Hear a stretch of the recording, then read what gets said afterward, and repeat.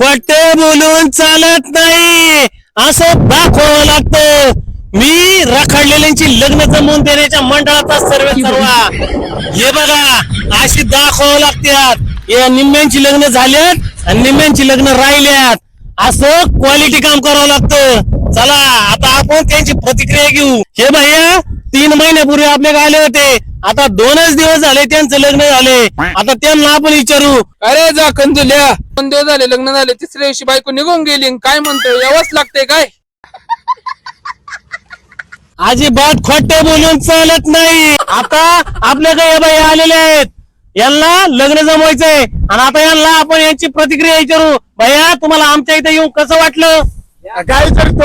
वर्ष आलं काय पत्तर तू अजून लग्न जमवतो, तू कधी जमावणार भाऊ लग्न? असं दाखवावं लागतंय. चला आता आपल्याकडे दुसरे बाई आलेले आहेत, पहिले अडचणीत बसलेले आहेत. आपण आता बाईची प्रतिक्रिया घेऊ. येते बाई आहेत, यांची वय नाही एवढं दाढी वाढलेली आहे. भैया सांगा तुम्ही प्रतिक्रिया द्या आपल्या माणसाला, कसं काय वाटलं तुम्हाला? अहो दादा, जेव्हा तुमच्याकडे आलो होतो तेव्हा दाढी एवढीच होती, आता एवढी झाली. तुम्ही एवढे झोप काढता का? खोट बोलून चालत नाही, असं दाखवावंच लागतं.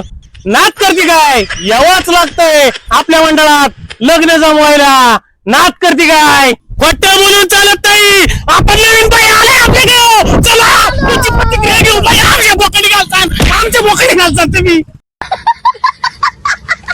आपल्याकडं आता लय लांबून बाई आलेले आहेत आणि बघा पहिल्यांदा बाई आलेले आहेत आपल्याकडं, आपली रील बघून आलेले आहेत आणि आपल्या मंडळाला त्यांनी आता व्हिजिट केलेली आहे. आता आपण भैयाची त्या प्रतिक्रिया बघू.